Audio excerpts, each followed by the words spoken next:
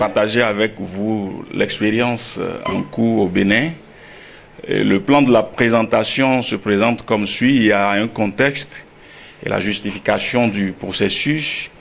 Il y a quelques points que nous allons faire par rapport aux activités réalisées par les acteurs non étatiques, parce que nous avons voulu sérier en deux. Et ensuite, le point des activités réalisées par les acteurs étatiques et les difficultés rencontrées dans ce processus-là et deux leçons principales à tirer. Et là, il faut retenir, comme tous les pays, qu'il y a le désengagement de l'État de toutes les activités de production, de prestation de services. Donc l'État aujourd'hui se concentre uniquement sur l'aspect des fonctions régaliennes. Et donc il y a également en 90 l'option clairement est faite par le Bénin d'une économie libérale. Et donc les opérateurs privés et les organisations professionnelles agricoles ont été obligés de s'organiser pour prendre leur destin en main et assurer les fonctions autrefois assurées par l'État. L'autre élément de contexte, c'est que les principes ont été bien élaborés et mis en exergue dans le PSRSA. C'est-à-dire que déjà en 2011, le Bénin s'est doté d'un plan stratégique qui fixe clairement que le développement des filières doit être adossé aux chaînes de valeur. Et donc, on note à partir de ce moment-là une structuration et un fonctionnement des organisations professionnelles agricoles conformément aux règles de bonne gouvernance. Et donc, c'est à ce titre qu'il faut saluer les efforts au niveau du CCRB notamment. Et donc, il y a également la création et la création de cadres d'échange et de concertation parfois informels entre les acteurs, les différentes familles d'acteurs. Et donc une forme transitoire de plateforme ou de table filière pour avancer vers l'interprofession existe selon les régions. Dans l'Atakora Donga, on parle de table filière. Dans le Zoué les collines, on parle aujourd'hui de plateforme, et dans l'Ouémé Plateau également.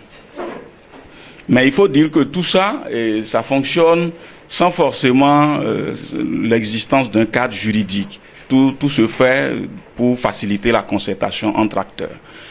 Donc là, ce qui va suivre, c'est le point, parce que pour pallier au vide juridique qui existe, les acteurs, à un moment donné, ont décidé d'aller vers l'élaboration d'une loi qui régira le fonctionnement ou la mise en place de cette interprofession tant attendue. Et donc, les efforts ou les activités qui ont jalonné ce processus-là pour faire le point de l'engagement, du souhait des acteurs de voir naître l'interprofession au Bénin, c'est que depuis 2011, il y a eu des échanges sur la nécessité ou non de créer une organisation interprofessionnelle, c'est-à-dire au lendemain de la première foire nationale risicole, déjà, les acteurs ont commencé déjà par jeter les idées. Et en novembre 2012, il y a eu un atelier de réflexion sur le type de structuration ou d'organisation des transformateurs et des étuveuses, qui en ce moment-là, en tout cas les acteurs de cette activité n'étaient pas organisés, mais chacun se débrouillait à sa manière. Donc l'idée de se mettre en groupe et de se structurer était née en 2012. De novembre jusqu'en décembre 2012, il y a eu plusieurs plaidoyers à l'endroit de certains partenaires comme la CTB, la GIZ et le PADA pour que des appuis soient obtenus pour aider ces différentes familles d'acteurs à se structurer. De 2012 à 2014, il y a eu la participation active du CCRB dans la plateforme de dialogue public-privé. En mars 2015, il y a eu des visites d'échange. Il y a une visite d'échange réunissant les transformateurs et les producteurs de riz et qui se sont déplacés pour aller au Burkina au niveau du CIRB pour comprendre un peu qu'est-ce que c'est que l'interprofession et comment ça fonctionne. De 2014 à 2015, et ça avec l'appui du projet Union européenne VECO, il y a eu plusieurs rencontres multi-acteurs qui ont eu lieu pour permettre aux acteurs de discuter de l'avenir de la filière riz. Et en juin 2015, il y a eu une visite d'échange qui a réuni des producteurs et des transformateurs qui sont allés au Sénégal au niveau de la FPA. Et je pense que ces deux éléments, ces deux visites d'échange ont constitué les éléments déclencheurs de ce processus-là qui, à un moment donné, a commencé par prendre corps. Donc, en juin 2015, il y a eu la participation du CCRB à l'atelier de réflexion sur le cadre réglementaire de mise en place et de fonctionnement d'une table filière. Donc c'est la DPLR, l'actuelle DL Ropea du MAEP qui avait initié cet atelier à Boïcon pour voir quelle forme réglementaire on peut donner, quel cadre juridique il faut donner à ces organisations interprofessionnelles. Bon. Du 22 au 23 septembre 2015, il y a une formation sur le fonctionnement d'une interprofession à l'endroit des élus du CCRB et des transformateurs. Et ça a été organisé par le CCRB avec l'appui financier de AFDI. Et donc, il a été question d'expliquer à ces deux familles d'acteurs, parce que les transformateurs étaient dans un processus de structuration. Et donc, il a été question de leur expliquer qu'après leur structuration, déjà, ils pouvaient aller à une interprofession parce que ça fait déjà deux familles d'acteurs organisées. Et comment est-ce que l'interprofession fonctionne? Ils ont eu le temps de partager au cours de cet atelier. Le 13 novembre 2015, il y a eu la mise en place d'un comité chargé de conduire le processus de mise en place, de création d'une interprofession. Et ça, c'est du ressort des acteurs non étatiques. Parce que au retour d'un voyage, je crois, du Mali, ce comité a été mis en place et ça comporte, je crois, 5 membres des organisations paysannes pour conduire le processus. Le 8 décembre 2015, là, on est toujours dans les activités des acteurs non étatiques. Il y a eu un appui à la structuration du maillon de transformation avec l'organisation de l'Assemblée générale constitutive. Et là, c'est un élément assez important du processus parce que là, on a senti à un moment donné la volonté, la détermination des transformateurs à s'organiser, à se structurer et qui ont demandé l'appui des producteurs qui se sont déjà organisés à les accompagner dans cet élan-là. Donc, du 13 au 15 avril 2016, il y a eu la participation à l'atelier de relecture. Donc, comme nous l'avons mentionné en haut, il y a tout ce qui se faisait, ça fonctionnait dans un cadre pratiquement informel. Il n'y a pas une législation qui régit tout ce qui se fait. Et donc, les acteurs étatiques ont décidé à un moment donné d'élaborer une loi. Et donc, ils associent les acteurs non étatiques. Et ça, du 13 au 15, il y a eu la participation de ces acteurs non étatiques à l'amendement de l'avant-projet de loi sur la structuration des interprofessions.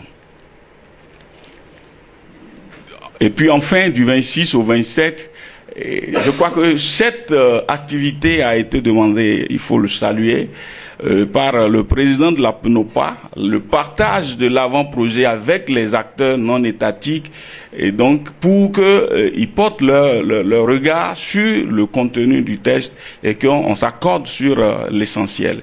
Et donc les activités se poursuivent même en ce moment, ils sont actuellement à Parakou, où les acteurs du Nord et du Centre se réunissent autour de ce test-là. Et donc, du 26 au 27 passé, ça a été les acteurs du Sud qui se sont mobilisés pour faire une relecture de ces tests. Au niveau des acteurs étatiques, il faut reconnaître, comme nous l'avons dit déjà en haut, que du 28 au 30 juillet, il y a eu déjà l'atelier national de réflexion sur le cadre réglementaire de mise en place et de fonctionnement des structures interprofessionnelles. Et donc, il y a eu la mise en œuvre des recommandations issues de cet atelier. Au cours de cet atelier, il a été décidé un certain nombre de choses. La réalisation d'une étude sur l'élaboration de la loi sur les structures interprofessionnelles. Donc, c'est au cours de l'atelier du 28 au 30 juillet. Et également l'organisation des concertations régionales avec les organisations professionnelles agricoles. Également, il y a eu la mise en place au niveau de l'État d'un comité de pilotage chargé du suivi du processus devant conduire à la mise en place d'un cadre législatif et réglementaire sur les interprofessions par le secrétariat général du MAEP, par note de service intitulée, comme vous le voyez là, du 19 août 2015. Également, ce comité avait pour mission d'organiser le processus d'élaboration de la loi sur les structures interprofessionnelles, et au terme de ce processus-là, il y a eu le recrutement d'un consultant pour conduire l'étude. Diapo. Donc, le cabinet qui a été retenu pour conduire l'étude, c'est le cabinet qui est là. Et 3 réunions ont été tenues par le comité mis en place par l'État. Donc, ces quelques réunions-là, soit c'était pour le cadrage méthodologique et la validation du planning du consultant recruté pour élaborer l'étude. Et la deuxième réunion, la date est là, et cette réunion a permis de procéder à la validation de la revue documentaire, et la troisième réunion a fait ressortir la nécessité de prolonger le délai et d'ajouter 2 étapes supplémentaires au processus. Donc l'organisation d'un atelier de relecture. Comme nous l'avons dit tout à l'heure, c'est ça qui est en cours, et l'organisation de 2 ateliers de concertation et d'enrichissement de l'avant-projet. Et puis enfin, du 13 au 15 avril, il y a eu la tenue de l'atelier de relecture et d'amendement de l'avant-projet, et du 26 au 27, comme nous l'avons dit, à l'OCOSA, les acteurs à la base ont pris connaissance du contenu du test, de l'avant-projet de test. Mais il faut dire que tout ceci se fait dans un climat qui laisse entrevoir quelques difficultés. L'organisation récente des transformateurs s'est passée pas sans souci, mais avec leur engagement et leur détermination, on a pu faire aboutir le processus. Mais les distributeurs du riz local ou commerçants non organisés, à ce niveau, les 2 maillons-là qui ne sont pas encore organisés est une réelle difficulté pour qu'on ait suffisamment de familles autour de cette interprofession qu'on veut créer, quoi qu'on peut aller avec 2 familles déjà organisées. Les difficultés de structuration des semenciers. Et là, nous avons remarqué une différence dans les approches interventionnistes, parce que quand on prenait les partenaires, la FAO, par exemple, envisage la mise en place des entreprises semencières, pendant que d'autres acteurs d'autres PTF veulent aider les semenciers à s'organiser de façon classique comme la fêtière des producteurs de riz. Donc, de commune en commune jusqu'à aller à la fêtière nationale des semenciers. Et donc, cette dichotomie dans l'approche est une réelle difficulté pour la structuration de ce maillon. Il y a un faible engagement de l'État. Bon, en fait, c'est peut-être une mauvaise appréciation, mais à l'image du Sénégal, par rapport au degré d'engagement de l'État qui accompagne le processus là-bas, nous on estime que notre État n'est pas suffisamment engagé pour impulser le processus en cours. Il y a eu une opportunité qui a été offerte par le projet UEMOA pour la structuration de la filière riz, mais qui est sous-exploitée. Cette opportunité est là, mais pas suffisamment exploitée. Il y a également absence de synergie entre les 2 comités mis en place, celui mis en place par le MAEP et celui mis en place par les organisations paysannes. Donc, des 2 côtés, on note vraiment la volonté des acteurs à aller vers l'objectif, mais l'approche pour y arriver est différente. Et vous voyez là, chacun fonctionne pratiquement de son côté. Bon, c'est pourquoi il y a beaucoup de difficultés à s'accorder. Bon, il y a 2 leçons principales que nous avons voulu partager avec vous. C'est qu'il y a sans nul doute la volonté des acteurs, étatiques et non étatiques, à œuvrer pour la création d'une organisation interprofessionnelle rizicole. Mais là, il y a la nécessité de concilier et d'harmoniser les approches entre l'encadrement technique et les maillons organisés de la filière pour mieux tirer profit des accompagnements des PTF. Et c'est sur ces mots que nous vous remercions.